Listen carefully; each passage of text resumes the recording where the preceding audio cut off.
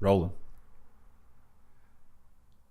What's that look? That's the go for it. Oh, you want me to go for it? You said that. You give it a shot.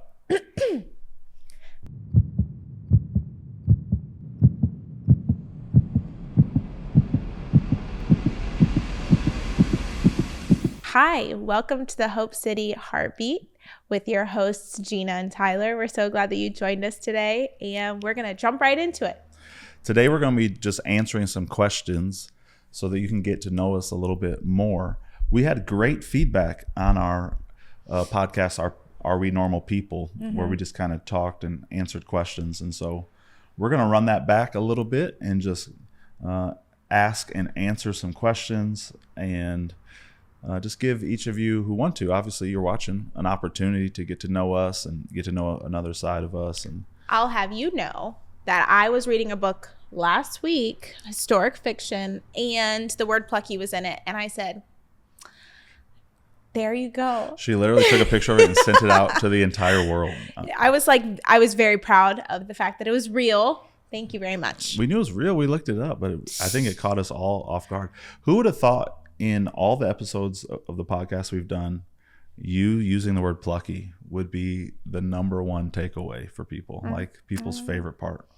You know, there's God and then there's like plucky. Yeah, it's like spiritual wisdom, faith, all that. I mean, it's good, but when you said plucky, that's what really stood out to me.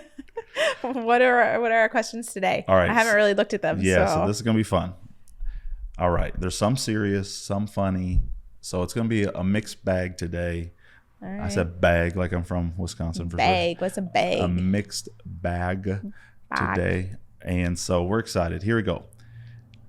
Gina, if you could only eat 3 foods or 3 meals for the rest of your life, what would they be and why? Okay.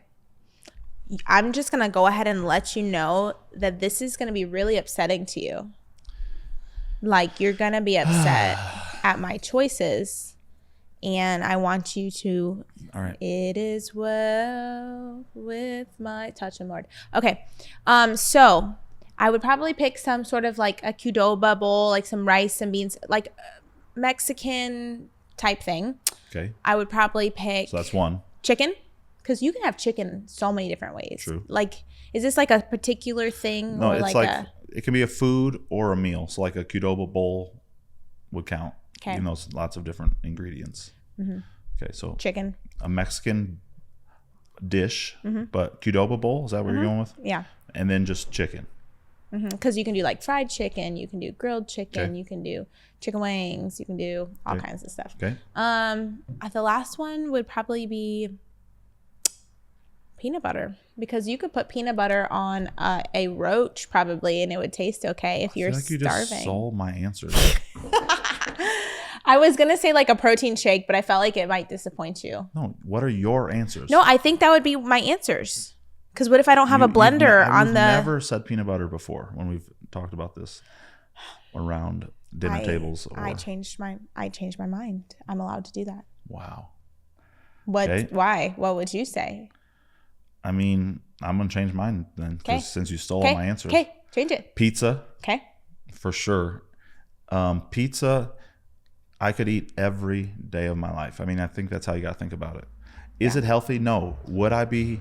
You don't feel like you would start feeling kind of crummy? No. Okay. No. Gross. No.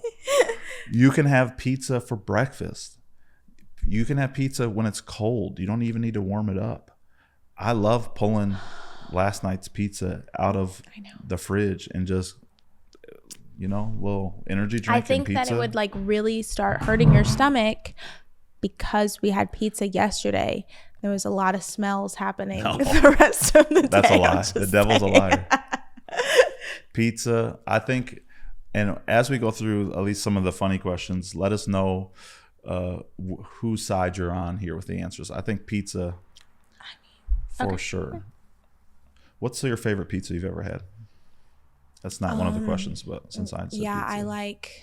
It's kind of crazy, but don't knock it until you try it. If you have like a white sauce based pizza, put honey on it.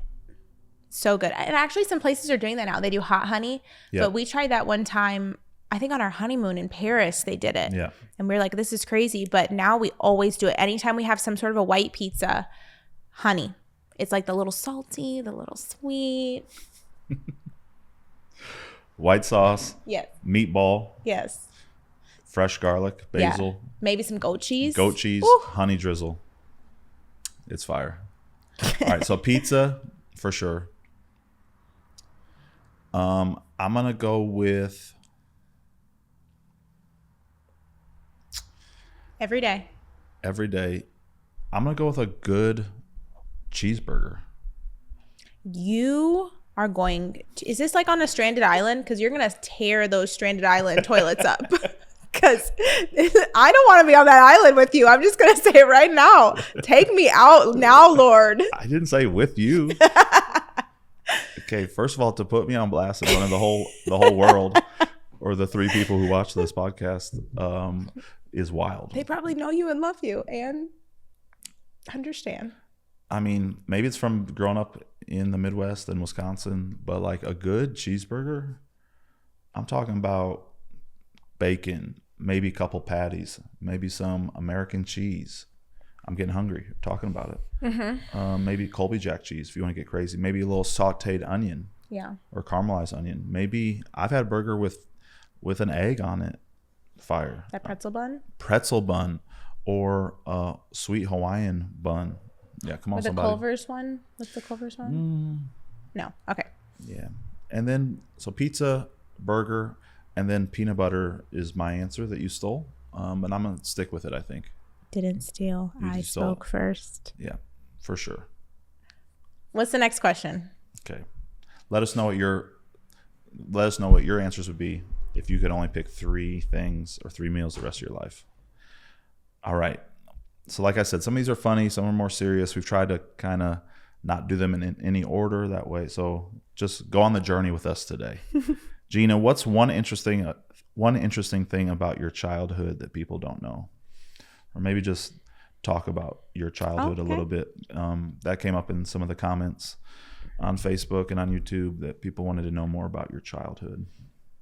My childhood, I was born in Costa Rica. My parents were missionaries, and so we kind of lived a bunch of different places. My little brother was born in the Quitos of Peru, and we were there during when the Shining Path was there, and they were my mom said from our little house she would hear like the gunfires and just like all the there was so many things happening in the nation during that time, and my parents were there to share about Jesus. And my mom has some crazy stories, like there was never running water, and she didn't even speak Spanish. I don't know how she made it. When we were little, actually, us kids, we spoke fluent Spanish and we'd like translate for her. But then I think we were in 1st or 2nd grade, we moved to the United States and we just lost Spanish because, I mean, I can kind of talk a little bit now, but good. You know, I do good until like whoever I'm talking to. Bien, shall I say. Bien. Until like whoever you're talking to starts talking a lot and then you're like, no, no entiende, you know. But yeah, so that's kind of our upbringing. I'm one of 5 kids and we've lived a lot of places. But mostly in Florida. Yeah, so all my family, right, all my family is now in Florida. That's where like was home base because we moved around so much. We didn't ever have like, this is my childhood home. So my grandparents' house was kind of like our childhood home and they live in Tampa. Mm-hmm. Yeah. So when you moved to Wisconsin, 2010, 2011. Yeah. And you've been here ever since, that had to be quite a shock for you. He tricked me. Let me just get it all out there.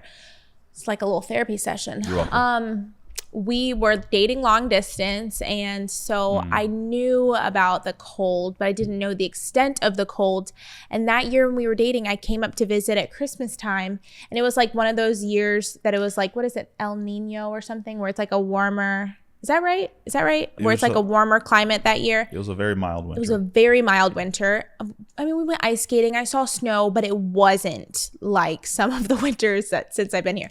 So that was dating. And then we got married and I moved here and I was like, what? Oh my goodness, what have I got myself into? So it's been a real labor of love. Next question. Wait, do you have answers? Are you going to answer all of them also? Not all of them. I think like that when people want to know more about you. Okay. I grew up in Racine. I grew up born and raised. Grew up playing basketball. Yeah, that's cool. I wish I would have played football or got started in football. I think I would have had more success in that, just given my body type and all that. But was decent at basketball. Played small fry with Lorenzo Venegas at a young age. For those of you who know who he is, for Coach Rudy. Played optimist. So basketball was my thing. And golfed, right? Yeah, and then I picked up golf a little bit later. But yeah, my childhood is, I don't want to say not interesting. I had a great childhood. A lot of stability, a lot of fun, a lot of great memories. And it's interesting to pastor now in the city that I grew up in.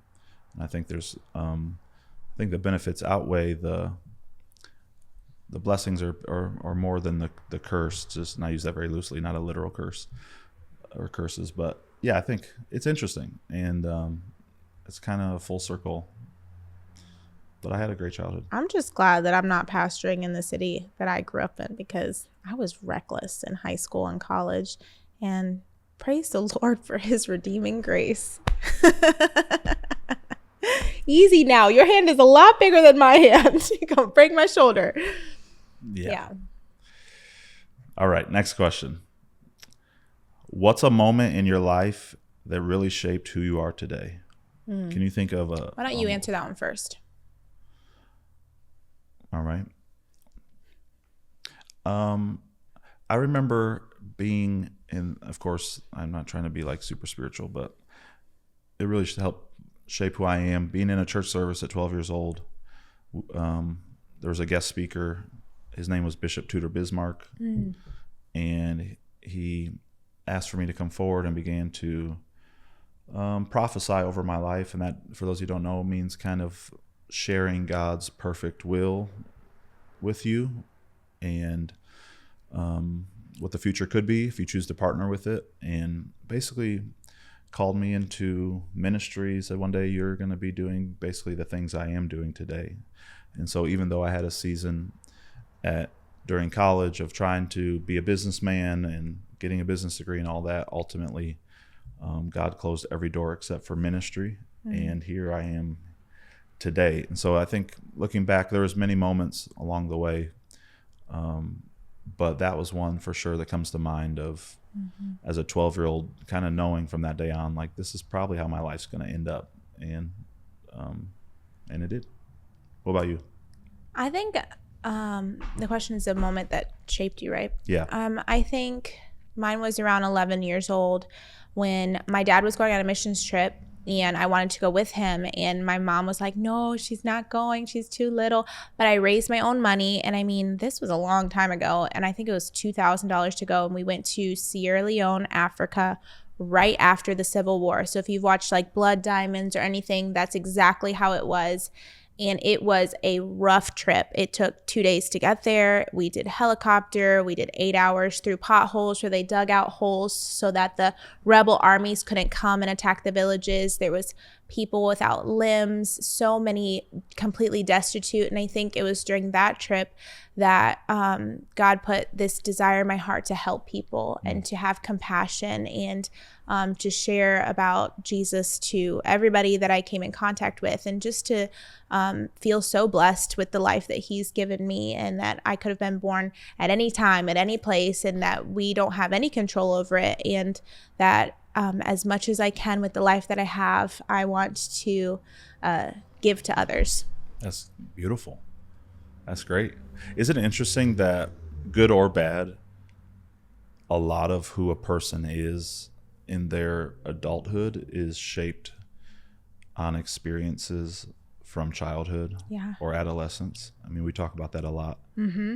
And whether it's, like I said, whether it's good or bad, trauma or stability, pain or no pain, like, it usually goes back to childhood. When we're not to be like, we're not clinical psychologists or anything like that, but it's like that's the question you ask, like what happened when you were little. Yeah. Because that really shapes a lot of who you are. And I don't know about you, but I feel that pressure sometimes, a healthy weight, I guess is a better way to say it, of like now being a parent with children. Like it's so important how we raise our kids, the experiences that, like, as they grow up, what stories are they going to have to tell, you know? What are they exposed to? All the things. Yeah. All right. Next question. What's a misconception people often have about you or your work? My work. What is my work? Okay. Or do you want me to answer? For me, I guess it would be that people assume that I am like naturally good at talking in front of people. This is a little bit different because it's on camera, but I get really for real. And unless you are like on our staff, you wouldn't know, get really nervous talking in front of people. It's not something that I just do naturally. I was never a teacher, or, you know, there's other people on our staff that are very naturally gifted at talking in front of people, and it's not difficult for them. For me, that's not really the case. I'm like, all right, Lord, this is an act of worship to you because it stresses me out. But, you know, it's obedience. Yeah. So for me, I think there's a misconception of work and then of me, who I am. Something that comes to mind for both of those. I think for me on a personal level, my personality is very introverted in nature. I use sarcasm oftentimes as my main vehicle of humor or even defense. And I like information, bullet point versus long stories. I'm a can you hurry up and get to the point type of person. And so the misconception about me that I've worked on and try to get better without losing who I am, is people think that I can be rude or what else? You've been around. Standoffish. Yeah. I think that, because he's not the life of the party necessarily, unless he's very, very comfortable with the group of people that he's in. So people are like, what's up with this guy? You know, and he's not trying to be rude or distant. It's just, I've seen it in my, one of my sons is like this. He'll come into a room and he'll stand at the back of the room and he'll watch everybody for a long time before he talks to anybody. And I'm like, oh, that reminds me of somebody. Yeah. And it's just how God made you. Yeah. So I'm more of an observer. Yeah. And where you're more the life of the party. Yeah. I'm going to figure people out by talking to them. And it's like, yeah. And everyone who encounters you like really loves you and thinks that they're like your best friend. And I think that doesn't often happen to me, just given our personalities. But it's good that God gave us each other. Mm-hmm. I think there helps bring some balance there. So I think, sometimes I can be misunderstood, and that's okay. For work, I think just given like what I do for work, which obviously for us is more of a calling than work, but it is just in the context of the question. I think a stereotype or a misconception about pastors that's almost stereotypical at this point is that, like, what do you guys do all day? That's so true. Like, I wish I could just write a sermon once a week, and that was. And I always chuckle. I will laugh in people's face when they ask that. I'm like, just come follow me around for a week. Yeah. Because it never stops. And I'm not saying it's right or wrong, but I think the modern American pastor has been conditioned to wear so many, probably wrong, it's probably not super healthy, but we've been conditioned to wear so many different hats. It's like I'm sermon prepping, I'm leading a staff, I'm the main visionary, we do counseling. He makes all the graphics for the church. I'm still the main graphic designer. We've had people step up and help and I'm thankful for that. But I'm still probably the main graphic designer for the church, main fundraiser. We're now running a school, so helping. We have great people helping with that. But University. our Hope City leadership, I mean, it's like nonstop, and the amount of things that we do on a day-to-day basis or week-to-week basis, or the fires that we're either starting or putting out nonstop is like, and so I just laugh when people are like, it must be nice to write a sermon once a week. I'm like, wish it was that, right? I wish that's all I was doing. That would be incredible. Yeah. And that'd probably be closer to what the Bible talks about, where the apostles were like, y'all take care of some of this other stuff. We have to give ourselves, this is the book of Acts, we have to give ourselves to reading the Bible and teaching. Like that's our job. And it's something we're still working on, obviously, as a growing church, of delegating and having other people step up into their callings and all of that.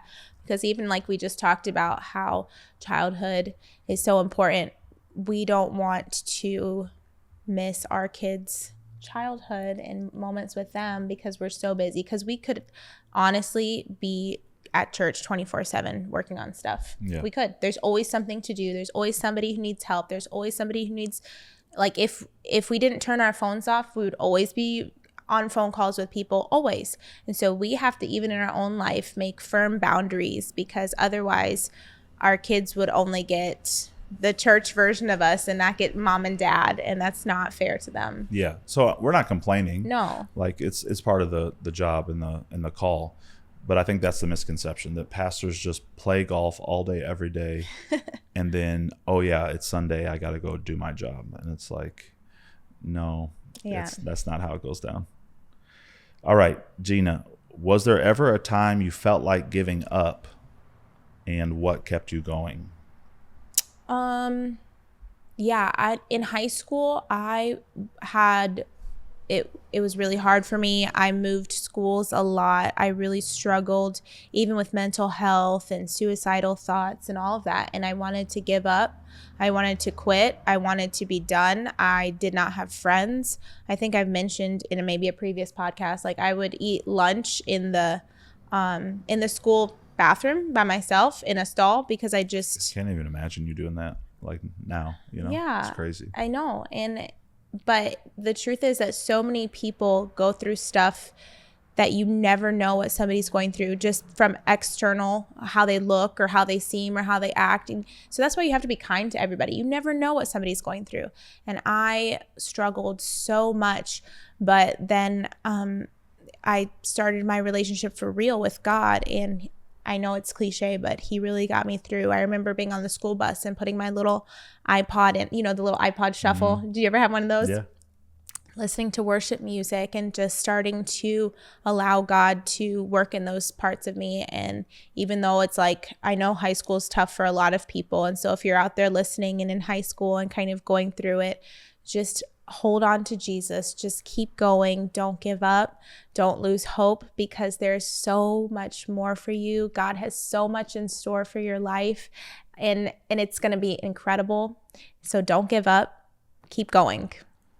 Yeah, that's beautiful. Thank you. It's such a testimony of where God can take you. And I remember, like, those dark moments, those lonely times, and it's really dark. And I think sometimes when you're in those moments, and maybe it's for a future podcast if you guys want to hear more about that, or if you struggle with mental health or even, different things like that, I would be happy to share. But in those moments, it's so hard to see anything but darkness. Yeah. And so it takes the Holy Spirit coming into those places and giving you hope. Yeah. What about you? Yeah, I think there's this thing called the Monday blues with pastoring, and there's quite a few Mondays after having great church services and all the things that happen. Monday morning, at least, is usually a time where I will take off and kind of just rest and recover a little bit after preaching lots of times on a Sunday. And those can be some of the times where you're downcast, a little discouraged. And there have been many a Monday where I feel like quitting. And someone asked me the other day, what's the best part of the job? And I said, people. And obviously there's a longer answer for both. And then they said, well, what's the hardest or worst part of the job? And I said, people. Yep. And I think people be people in. I'm going to do a podcast at some point entitled People Be People In.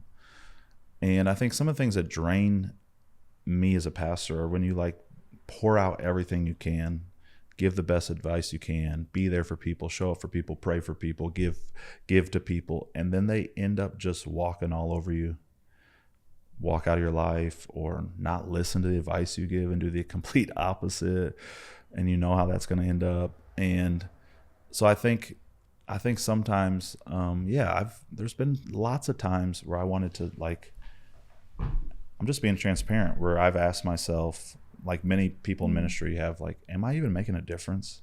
Yeah. I mean, you've been on the other side of some of these transparent conversations. Like, what are we even doing? Like, is this the best use of my gifts and talents? And then you quickly snap out of that and are reminded that this is the call of God on your life, and what a privilege, what an honor. You are making a difference. And I heard William McDowell say something recently, who of course is an unbelievable songwriter and worship leader and now pastor in the greater Orlando area. He said, if you can quit, you were never really called in the first place. If you can quit, you were never really called. And so I think there's a difference between thinking about quitting, fantasizing about quitting. What would it be like for us to, for me to use my MBA and make a ton of money and go live somewhere tropical? Like, what would that's fantasizing about, and then actually doing it. And so I think it might be healthy to let your mind go there occasionally, but if you quit, you might have not really been called in the first place. And so I think, there's always that thing that pulls me back, and that's what that's what has kept me going, of like, when those times do take place, reminding myself the call of God on my life, the fact that I fear the Lord and that I want to be obedient and I want to hear, well done, my good and faithful servant. Not like, otherwise I'd just be giving into the flesh in those moments and doing the exact opposite of what we tell thousands of people not to do all the time, Yeah. And I don't think that you would find true joy, even though it sounds nice. I don't think that when the reality sets in that you would find true joy in not being able to walk out your call, For sure. Here we go. Next question. If you could go back and give advice to your younger self, what would you say? What would you tell 8-year-old Gina, 10-year-old Gina, 12-year-old Gina? That I feel like through the course of my life, I got really tripped up by Christian people acting like non-Christian people. And if I could go back and tell myself, I would say, not everything that looks like a sheep is a sheep. Not everybody who says they love the Lord has pure intentions, and not everybody has killed their flesh when they speak and make decisions. And a lot of people, although they maybe genuinely do love the Lord and they're trying, they're making decisions and doing things with a tainted lens because they have not renewed their mind. They have not guarded their heart, and so they're acting in the flesh. When you don't renew your mind, guard your heart, you're going to fulfill the desires of the flesh. And when somebody who comes along who is walking in purity and it's just really confusing. You're like, why are you saying and doing this? If you love God and I love God, one of our gods is not the real God, because it's not the same. But just knowing that everybody comes from different backgrounds, and just because somebody says something, it's not what it necessarily is. And don't care so much about what other people think. Like, build your relationship with God for you, not based on other people. That's some of the things I would tell my younger self. Don't care so much about other people. Do you, be the person God created you to be. I think save more money. I would tell my younger self, invest in Apple stock. Okay. There's lots of things. I think, for sure something would be your parents know more than you think they do. Don't we all think our parents are idiots? Yeah. At some point, and that's all relative. And then you get older and you're like, wow, they actually knew. The older we get, the more we see how much we don't know. Exactly. All right. What's something you believe deeply that not everyone agrees with? I already know where this is going. Don't believe anything the government says. Whatever they're saying is probably the opposite. Well, no, I actually really do. He laughs all the time because I'm always bringing up some conspiracy theory that I believe, and that is probably Delulu. Here's all, because I think my answer would be similar.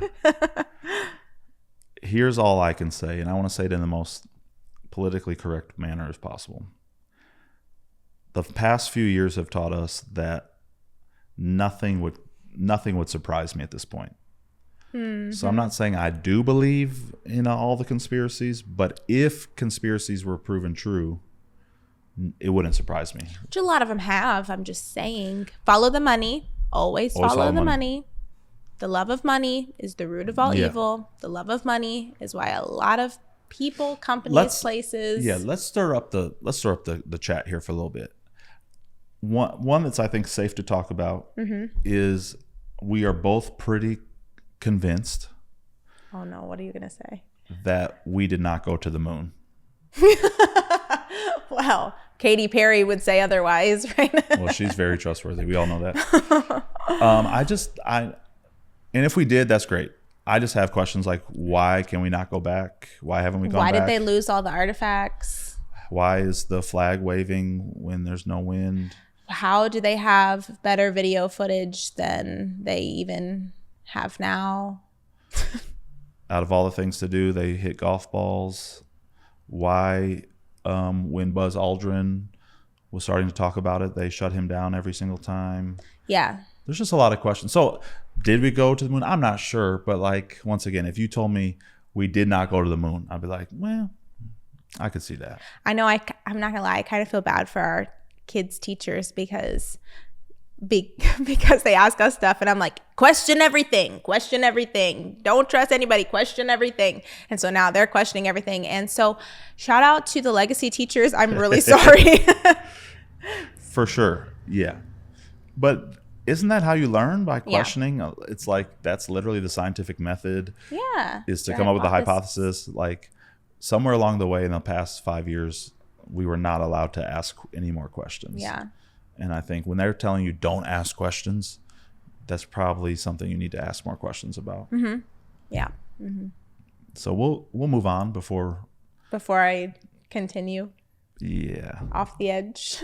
Yeah, there's a lot. There's pyramids. I'm just kidding. Okay. All right. What does success look like right now? And now how has that changed over time? Go ahead. Success now looks like obedience. I think I'm 37, you're 33, 34. I'm 33. And I think with some years under our belt, like success definitely has changed. It's not fame, it's not popularity, it's not followers on social media. It's not even money in the bank. Success at the end of the day is obedience. It's hearing, well done, my good and faithful servant. It's success is not compromising on your core beliefs. Success is not becoming a false version of yourself for other people to feel better about you or about themselves. Success is faithfulness. Success is raising kids who love the Lord all the days of their life, and spiritual sons and daughters who do the same, who have convictions and know what they believe and why they believe it, and who are also raising up others under them. I think, not to hijack your question, but success is discipleship. Yeah. Success is leaving a legacy. Yeah. Success, is our children being grown, loving the Lord, and wanting to hang out with each other without us making them. Yeah, and us. Yeah. If you're still around. You're the one who's old. All right. There is a... Keep eating all those cheeseburgers and pizza. And okay. There is a conversation going on around X today, and really around just, I've heard it on the radio, I heard it on ESPN. At the time of this filming, there is this debate. Who would win? And we're going to tackle it here for a second. Who would win between 100 men or 100 people and a silverback gorilla? Have you heard this, Chino, today? It's going wild. People are like, it's a heated debate. That's so random. People are so random. Who would win between 100 people and a silverback gorilla? People feel very strongly about this. Well, gorilla's stronger, but people have the ability to strategize. So I think if people teamworked, they could take down Mr. Gorilla. Well, said gorilla is 6 foot tall. Yeah. And around 800 pounds. Literally could rip you limb for limb. So I'm just wondering, even if you had 100 people, but like no weapons, right? Yeah, no weapons, unarmed. I have to give the slight edge to the gorilla. Yeah, like how are they gonna take him down? What are they gonna bite him? Like what? Yeah. What are they gonna try to choke him out? Like there's just no way. Yeah, I feel like it's the gorilla all the way. Yeah. 100%. Gorilla. Okay. Oh. That didn't take as much time as I thought. Team gorilla. Facts. How do you handle seasons when you feel like God is silent? Well, we have an episode coming about hearing the voice of God, but I was kind of thinking about that as we were had done that. There are seasons where God is silent, and I think the best thing to do is to go back to the last thing he said.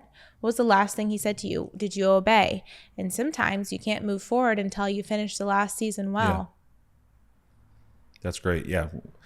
Go back to the last thing God said. Get in your Bible. Go back to your journals. And then wait patiently. Those who wait upon the Lord, shall renew their strength. So I think sometimes we want to force God's hand, and sometimes God is silent because he wants you to obey what he said last time, or there's always a reason. So I think to not rush the silent season, I think would be a good advice, just to go back to what he said last time and then wait patiently. And I think those silent seasons a lot of times are called desert seasons, and your roots can go down the deepest when they're searching for the living water in the desert. And so allow yourself to even dwell and be in that uncomfortableness of, I can't hear from God, but I'm going to continue, and I'm going to stand, and I'm going to pursue God, because you know what? At one time he pursued me, and he didn't give up on me, and he waited on me. And so why wouldn't I do the same? And you never know. It could be on the other side of that hour. It could be the next day. It could be the next minute that God shows up and what he says changes your life.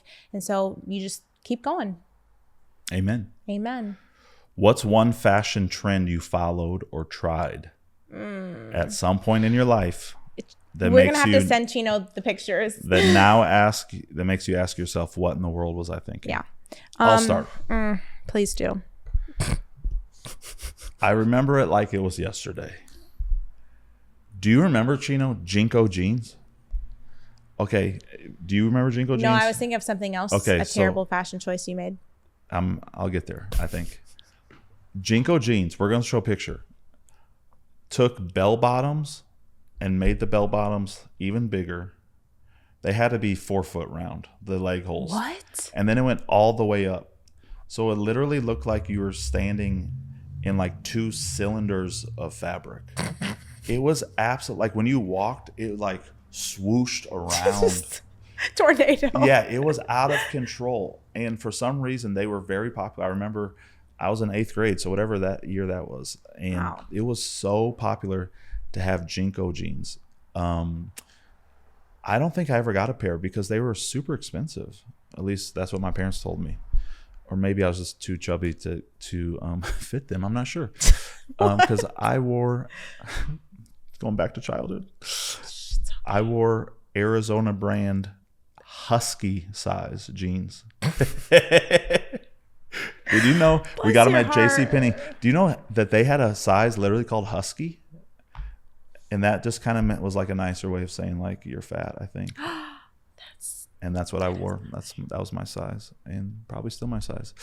But Jinko jeans. And then I remember in high school, I played a lot of basketball. I was pretty good at basketball. I was in the basketball world all the time. It's all I thought about. It's all I did. And so Allen Iverson was my hero, and he had cornrows. And so I was like, I want cornrows. And so in between my freshman and sophomore year of high school, I grew out my hair really long, which is, it's kind of a little curly, but not like curly. And then I got a perm, and then I got my hair cornrowed. And so I remember like it was yesterday, I played in a summer league game against St. Cat's with cornrows.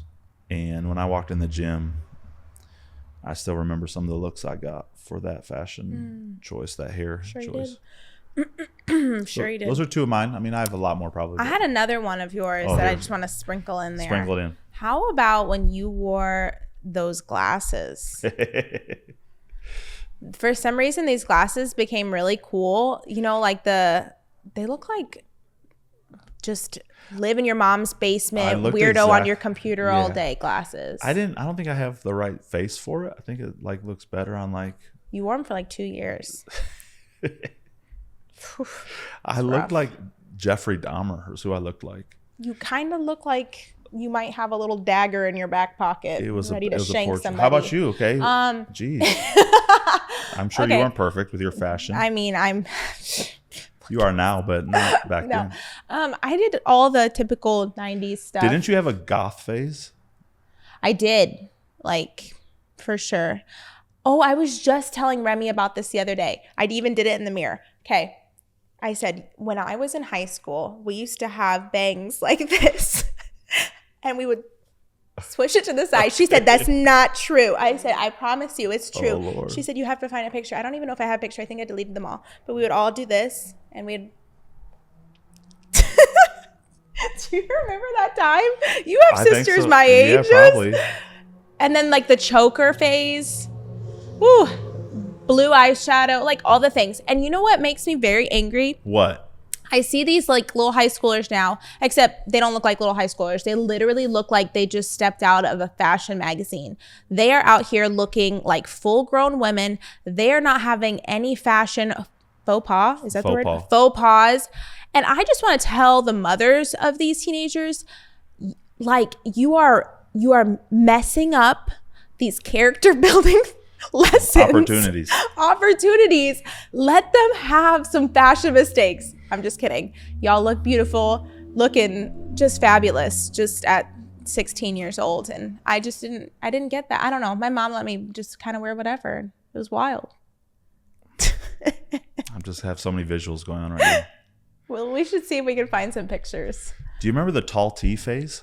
Oh, yeah. It was like to your knees. That was like in college for me. The white tee. In my white tee and tall tee, and to wear like a 5X. You can go to finish line and get 3 for $20 and be crispy. It's like that does not fit at all. At all. I mean, we could keep going on that. So many bad choices. So many. What is one thing that excites you about the future? What is one thing that concerns you about the future? Excites me about the future is being spiritually speaking. I feel like there's a lot of, the pendulum swung. Like for a while, it was a lot of people were leaving the church, and then there was also the church at large. Yeah. And there was like also this movement of churches becoming really, really superficial. Everything was very seeker friendly. And so everybody who was in church was still living like the world. They were still doing whatever they wanted. And it was just like this weird time. And then it swang the other way. Swang, I don't know if that's a word. But it went the other way where it was like very, very religious, all these rules and stuff. And I feel like now it's become more centered and that a lot of people are coming back to the faith, a lot of young people. We've even saw it this last Sunday with, you know, what was it, 50 people getting baptized. And it was so cool to see. We saw young people, old people, like every race, every ethnicity. And just to, that's exciting. Something I'm concerned about is, I don't know. You answer and come back to me on that one. I got to think about it. I'm excited about, I think my answer is the same. I think I'm excited and concerned about how technology will impact our lives. I think with AI, and I sound like an old person now, but with AI and its capabilities, it's exciting. It's there's going to be new opportunities, new job markets, new innovation, new industry. And then I think the flip side of that is like we don't know what that's going to lead to. And you know, like, is that the beginning of the mark of the beast? You know, like, not, so I'm not like fearful, but I just think and our parents probably thought the same way with computers or the iPhone. You know, it's like it's Y2K. It's a gift and a curse with technology. Like, it's going to be interesting, the world that our grandchildren live in, for sure. Yeah. I think with all of that, I would say what I'm concerned with is the sense of entitlement that a lot of young people have, because a lot more is available to them at younger and younger ages. And so they think everything is owed to them without having to work for it. And so that really messes up worldviews as you continue to get older and you realize like you actually have to work for stuff. Yeah. That will be an interesting when Gen X is kind of at the working age, how that's going to look. What's your favorite movie of all time? I don't know. I don't really have a favorite. Like, I don't have one that, I could watch that over and over. I don't really like repeating movies. I actually try to guess movies before they're done. Yeah, that's annoying. For sure. And I'm usually really good at it. If you have a recommendation for a movie that I cannot guess the ending to, please tell me. We're always like, those are my favorite, that I can't guess the ending to them. Yeah. Thrillers. Yeah. Like psychological thrillers. I call them out usually within the first 5 minutes. That's going to be the person. Yeah. Right? Yeah. And you're like, Yeah. So I started just writing it down. If you could leave the viewers with a word of encouragement or one last thing, what would it be? Summer's almost here. Ooh, preach. The sun is out. The birds are a chirping. There is a duck who's laying eggs on our front porch. Summer's coming, and that's exciting. I'm like, I love summer. It's I know that you're going to be upset about this, but summer is my favorite more than Christmas. Yeah. Summer is my Christmas. That's a wild statement. That's outrageous. Well, yeah. It makes sense, as we talked about, Florida girl being in Wisconsin, I guess. But yeah, I am looking forward to summer too. What are some of your favorite summer activities? Put it in the chat. Like, I'm looking forward to the 4th of July. Oh, yeah. Looking forward to grilling, warm weather. Swimming pools, slip and slide. Sun setting at whatever, 9 o'clock, not 4 o'clock. I got those new water balloons that are like reusable, so we don't have to pick up all the little pieces in our yard. You know how I'm getting old, or how I know I'm getting old? Like, I'm really enjoying mowing the grass. I'm really taking more... I sound like an 80-year-old. I'm taking so much joy and pride in my lawn care. It's outrageous what I'm doing. Like, the other day I spent all day in the yard. He made me come and look at his lines like 5 times. Babe. Look how nice they are. Yard lines. Look. Like, yeah, it's nice. And I guarantee anytime we hear a lawnmower this summer, all of a sudden he's starts getting up. It's like it's the peer pressure of not your neighbor's lawn looking better than yours. It can't. No, it can look as nice. It can't look better. So this year I took it to the next level. I did dethatching. We overseeded. We got to mulch still. We got to do some mulching, but the weather's still a little shaky. But I am excited for being out in the yard this summer with the grill going, little music, little playlist going, enjoying. I think it's just being outside, vitamin D, the family hanging out is some of our favorite times for sure. Absolutely. So we're so glad that you joined us today. If you would help us by liking and sharing and subscribing, and even letting us know what future podcasts you would like to hear, or if there's anything that would interest you, we're so glad that you tuned in today. Nailed it.